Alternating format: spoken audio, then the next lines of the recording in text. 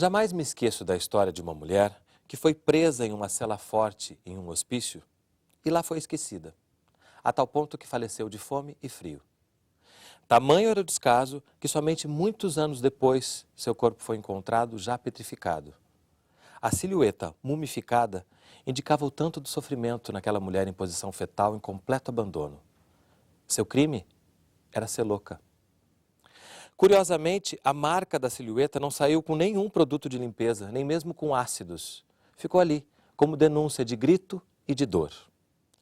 Quando a direção soube que a notícia estava correndo para fora do hospício, mandou arrancar o piso. Mas antes que isso ocorresse, conseguimos fazer a fotografia e a publicamos na revista Saúde em Debate, número 13. Saúde mental e atenção psicossocial é o livro do Ciência e Letras de hoje, um programa resultado da parceria entre o Canal Saúde e a editora Fiocruz.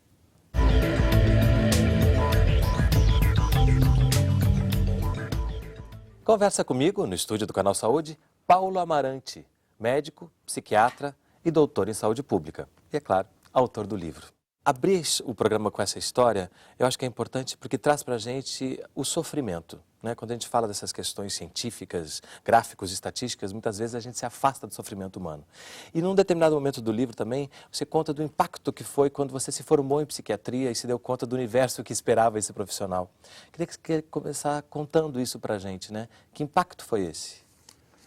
Eu acho que um jovem que está fazendo medicina, que escolhe uma especialidade, ele sempre tem a expectativa de ajudar as pessoas, ajudar no sofrimento, de retirar a dor. Né? E a impressão que nós temos quando entramos no hospital psiquiátrico é exatamente o contrário. É de que aquela instituição é um local de produção de dor, de sofrimento, de abandono, de desassistência, e em muitos casos de violência. Como esse caso extremo que a gente dessa narra mulher no que me início. marcou muito, né? Quando eu disse eu fui com jornalista e fotógrafo do Globo na época, que trabalhavam também para a revista Saúde e Debate, da qual eu era editor, vamos fazer essa matéria. Para demonstrar em que situação essas pessoas são levadas para uma instituição de saúde e são abandonadas a tal ponto, perdem de tal forma a visibilidade, né, que elas são esquecidas a ponto de serem mumificadas, literalmente. Nós falamos assim de uma maneira, digamos, sofismática, né, metafórica, mas nunca tinha visto uma situação dessa. Concreta, né? Como é que a gente chega a isso, Paulo? Porque num determinado momento a gente também, pela literatura, ou até pelos filmes, pela própria história, a gente percebe que o que a gente considerava louco, num determinado momento tinha até uma posição de destaque, de reverência. Como é que a gente chega a esse momento em que a loucura é sinônimo de prisão e sofrimento?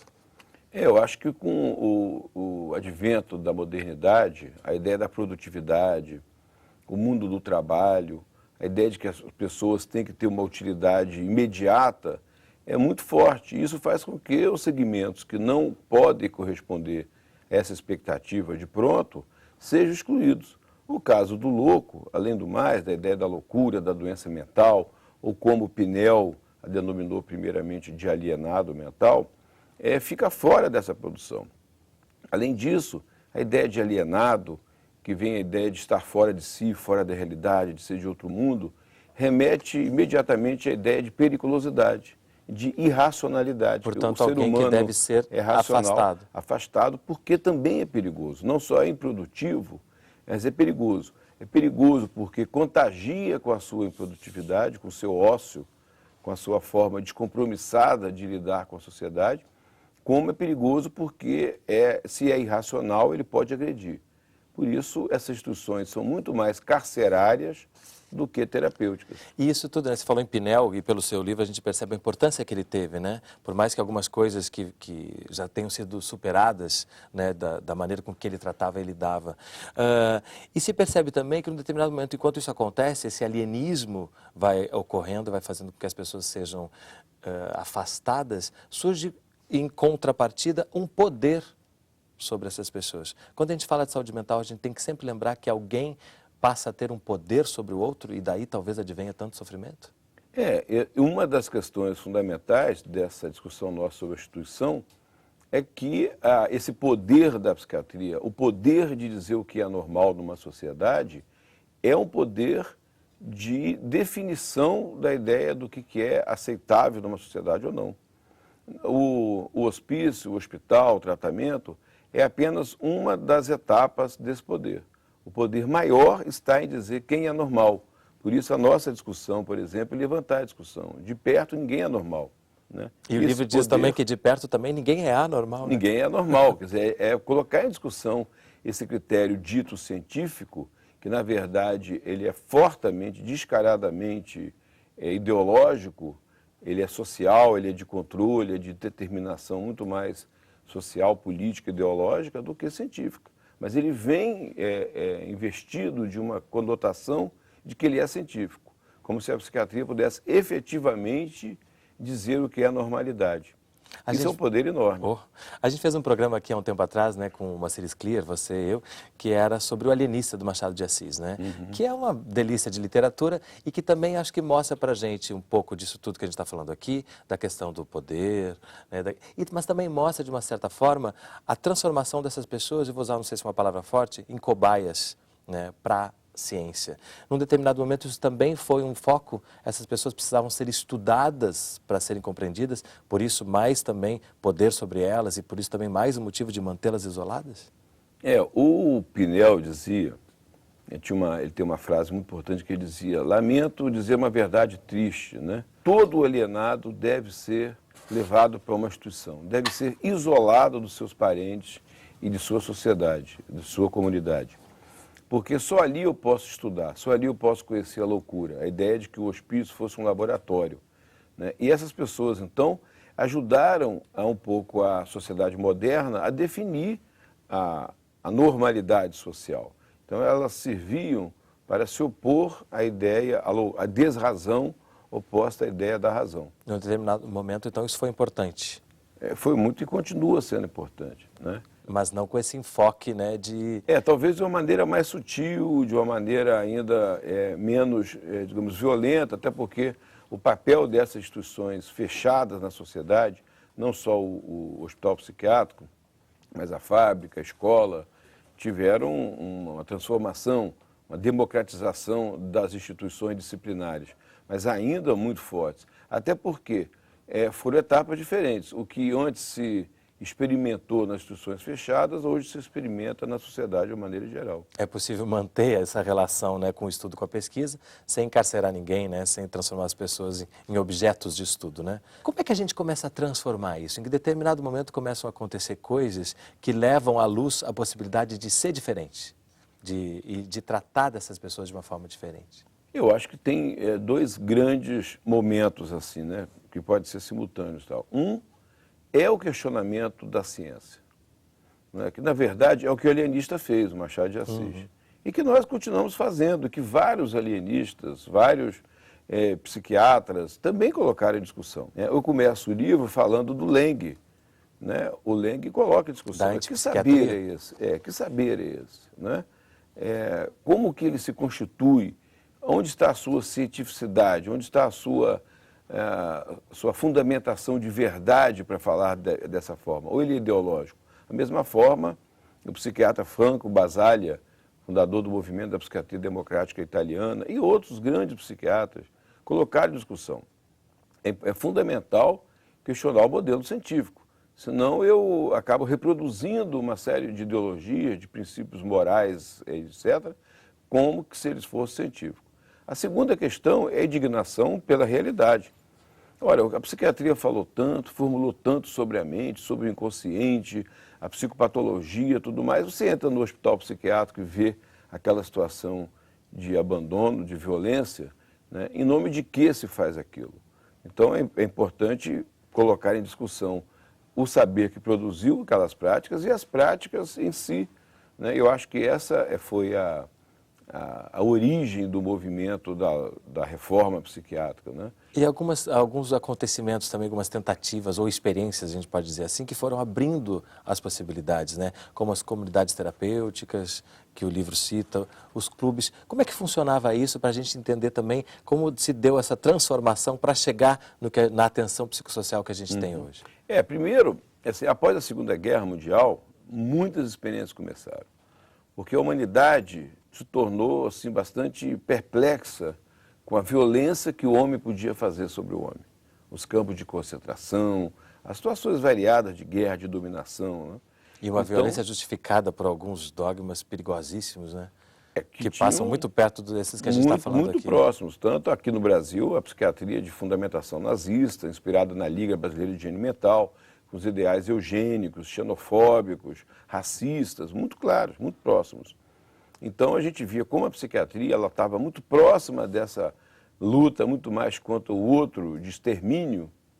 Né? Por isso que muitas instituições psiquiátricas, o Basaglia falou assim, uma matéria clássica da revista O Cruzeiro de 61, chamou o Hospital Psiquiátrico de Barbacena de campo de concentração, porque ali não é só a dominação, a colonização de um outro inferior, é o extermínio. Isso o caso dessa mulher que me chamou a atenção, dos 60 mil corpos encontrados no cemitério de Barbacena, depois no cemitério que era ligado ao hospital, da venda de cadáveres.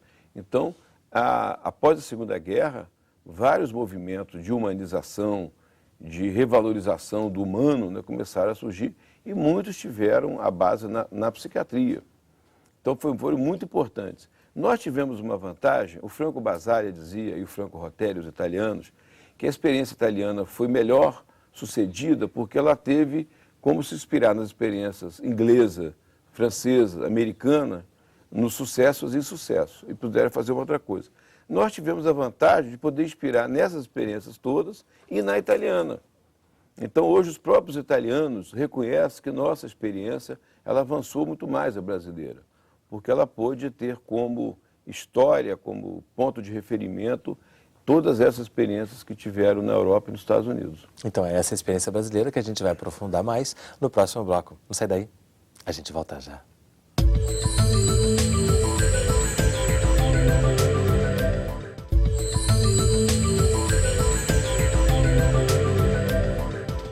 Saúde mental e atenção psicossocial. É o livro do Ciência e Letras de hoje. Comigo, no estúdio do Canal Saúde, Paulo Amarante. A experiência brasileira, então, teve esse privilégio, a experiência da reforma psiquiátrica, né? De perceber várias outras experiências, sucessos e insucessos e partir daí. Né? O que seria esse partir daí? O que a gente trouxe, né, como contribuição brasileira para esses avanços todos que o mundo já vinha experimentando? Eu acho que nós radicalizamos uma ideia de que a reforma psiquiátrica não deve ser restrita à reforma de serviço. Não é só uma reforma de modelo assistencial, mas é fundamentalmente do lugar social da pessoa considerada louca, enferma, doente, em sofrimento, na sociedade. Por isso, atenção psicossocial, não se pode dissociar essas duas coisas. Dissociar a ideia de pensar o lugar do sujeito, o direito, a cidadania, a sua possibilidade real de ter um tratamento é um aspecto, e não aquele abandono que a gente via. Mas, por outro lado, a possibilidade de inclusão social, ser cidadão. Se a gente fala na reforma psiquiátrica como reforma de serviço, nós podemos humanizar o modelo, qualificar com novas tecnologias, novos dispositivos, mas falta alguma coisa. Essa pessoa ela tem que ser vista como um cidadão, como alguém que deve ter direitos e possibilidade de participar. Aí a gente também passa pela cultura, né? Porque com todo esse histórico de violência e de exclusão, mudar a cultura das pessoas para entender que essas pessoas têm todo o direito de conviver, também é uma questão importante, né? E delicada. Fundamentalmente é mudar a partir da cultura. Por isso que é muito importante. E isso é uma das coisas características aqui do Brasil. É o único país que tem hoje uma política do Ministério da Cultura, né, iniciada pelo ministro Gilberto Gil, para as pessoas em sofrimento psíquico, né, que é uma transformação fundamental. É você ter uma política de usar a cultura produzida por pessoas em sofrimento para transformar a cultura. Eu me lembrei da Anísia da Silveira, que não pode faltar nesse papo aqui, né, falando de Brasil. Claro. E de uma frase que está no seu livro, que diz o seguinte: o mais profundo e rigoroso tratado científico não consegue, na maioria das vezes, falar tão diretamente à alma como uma obra de arte. Né? Que eu acho que isso dá essa dimensão de como a arte e a cultura são essenciais nesse processo. Né? Eu acho, por exemplo, em vários sentidos, né? Tanto para uma música como a do Harmonia Enlouquece, que fala do mundo do hospital, viver sendo medicalizado, sendo oprimido, etc., toca muito mais do que o Bicho de Sete Cabeças, o filme. Nossa, que é um impacto. Né? E vários outros, e um simples quadro, uma poesia, né?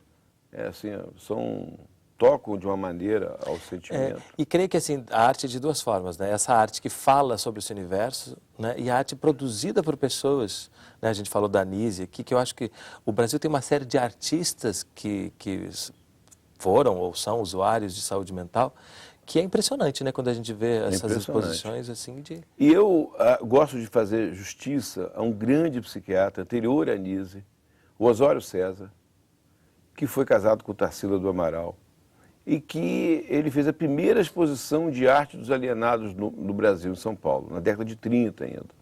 Ele mostrou que tinham artistas vivendo nos hospícios, né, sendo tratados como loucos, que eram artistas assim, revolucionários, absolutamente inovadores, e há uma série de críticos de arte, de pessoas que trabalham com arte, com pintura, que dizem que esses artistas contribuíram na transformação da pintura brasileira, da própria das arte artes em si, plásticas brasileiras. E quando a gente pensa assim, daqui para frente, né? Toda essa experiência brasileira, que partiu desse privilégio de perceber outras experiências, essa associação com a arte, essa percepção da mudança da cultura das pessoas para que a assimilação da cidadania dessas pessoas seja natural, porque deve ser assim. Qual é agora, o que você coloca como desafio para a gente avançar? E também, junto com isso, uma outra pergunta, a gente ainda tem manicômios e hospícios no molde antigo funcionando no Brasil? Talvez não tenhamos mais assim de maneira tão violenta, porque hoje nós temos o SUS, né, que é um sistema que você tem participação social, controle social, tem mais visibilidade, temos os conselhos de saúde, temos uma imprensa muito mais aberta, né, democrática, sem censura. E atenta a essas questões. Atenta às questões de direitos. Temos os organismos de direitos humanos, temos uma Secretaria Especial de Direitos Humanos muito forte, muito importante, com o ministro Paulo Vanucchi, muito dedicado à questão da violência no campo da psiquiatria. Temos políticas do Ministério da Saúde, como o Programa Nacional de Acompanhamento Hospitalar, o PNAH, na área da psiquiatria, que fechou muitos leitos, fechou muitos hospitais, mas temos ainda muitos hospitais. Temos 36 mil leitos no Brasil ainda, mas com uma transformação radical do que era antes, né? E graças a essa política. Porque há momentos em que essas pessoas ainda precisam passar o dia em hospital? Não, eu particularmente acho que nós temos que caminhar para a superação do modelo hospitalar, o que não significa que não tenham que ser internadas em crise, em hospitais gerais, em centros de atenção psicossocial 24 horas, com leitos, etc. A exemplo dos grandes serviços exemplares, emblemáticos, que o Davi Capistrano abriu em Santos, os NAPs, Núcleos de Atenção Psicossocial 24 horas, tinham leito. Então, quando você fala em acabar com o hospital, essa instrução monovalente, só psiquiátrica, fechada, que as pessoas não têm visibilidade, perdem os direitos, estão ali internadas sem acesso e sem à sociedade, identidade, sem identidade. É isso que deve acabar. Mas nós devemos criar outras instituições que deem cuidado, acolhimento, inclusive com a internação. E o desafio agora, nesse momento? O desafio, eu acredito que seja o campo da cultura, realmente. Por isso, esse investimento na ideia de fazer cultura falada pelos próprios, feita pelos próprios usuários do sistema, porque a fundamental é mudar a mentalidade, para que a sociedade não rejeite, não demande internação, não demande hospício, não demande exclusão, não demande. Então, você tem que mudar na cultura, como se fez com outras áreas, né, com outros sujeitos, com outros segmentos. Só a questão da mulher, da LGBT, da sexualidade, a questão de outras etnias, de grupos, de raça, de sujeitos distintos, né? É transformar na sociedade essa relação com o outro, que nós chamamos tanto de reciprocidade, de solidariedade, de fraternidade, né? E não apenas tolerância. É que tolerância já tem implícito alguma concessão, né? Que eu tolero, de arrogância, né? Se somos todos iguais em direitos, por mais que sejamos diferentes, e essa diferença é boa, né? Então, por que tolerar, né? Apenas tolerar. Esse livro, que o Paulo trouxe 2 livros. O primeiro é esse aqui, Manicômios, Prisões e Conventos. É um clássico? É um clássico do Erving Goffman. É um livro que eu leio, releio, não consigo só ler um livro de uma vez só, eu li vários livros. E como eu dou aula e trabalho muito, esse é um livro clássico, porque ele mostra a microsociologia de uma instituição psiquiátrica, os mecanismos de assujeitamento, de violência, que não é aquela violência física, não precisa matar alguém, ferir alguém. Né? Esse constrangimento moral, cotidiano, de adestramento, é fundamental. E é fundamental para a gente pensar os novos serviços. E nós retiramos aquela violência mais explícita, mas, às vezes, nessas relações do poder, da dominação sobre o outro, né? Que passa pelo que você estava falando antes da cultura, porque de alguma forma os próprios profissionais fazem parte dessa cultura. Exato. Né? Eles têm que abandonar essa percepção do outro como um objeto e também questionar o próprio poder, né? Que foram as duas questões que você colocou aqui. Né? A verdade sobre os laboratórios farmacêuticos. Como somos enganados e o que podemos fazer a respeito? Esse livro da Marcia Engel, ele está comigo há uns 2 anos, então, desde que ele saiu. Eu leio, releio, volto, tal. Ele demonstra muitas coisas importantes que a gente tem que conhecer, nós profissionais de saúde, médicos principalmente. O como a pesquisa é feita hoje, como ela é produzida, como a propaganda dos laboratórios interfere na prescrição e como os laboratórios manipulam informações hoje sobre as pesquisas. Isso é muito sério.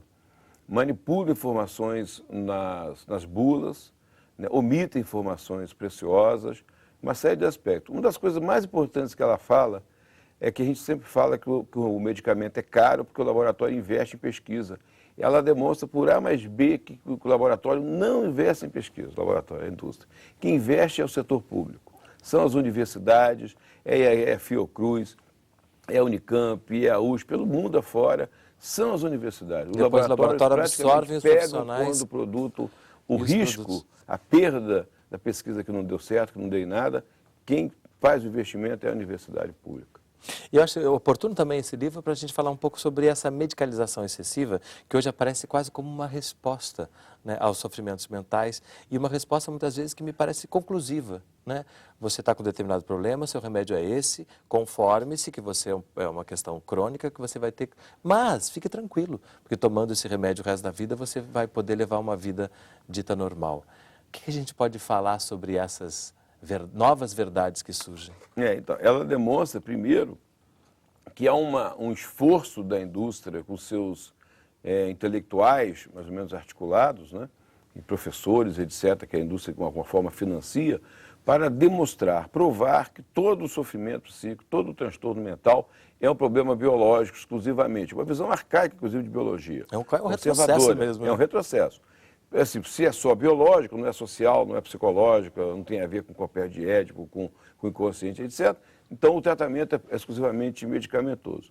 E segundo, como a indústria ela está produzindo doenças, aquilo que se falava de uma maneira quase meio persecutória, que a gente acha que a indústria está produzindo, ela demonstra como a indústria produz doenças para vender medicamentos, como ela produz medicalização para aumentar o consumo de medicamentos. Aquele ato, por exemplo, que a gente abriu o programa falando, né, de revelar aquela violência.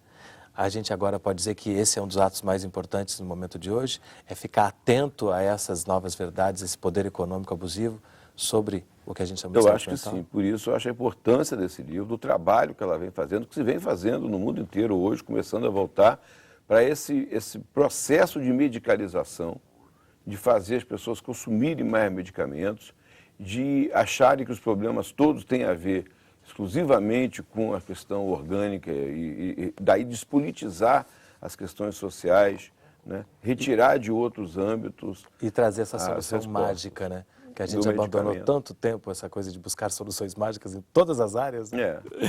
Paulo, brigadíssimo pela presença. Eu acho que esse livro aqui, ele é um exemplo dessa coleção Temas em Saúde, que a gente consegue sinteticamente ser tão profundo.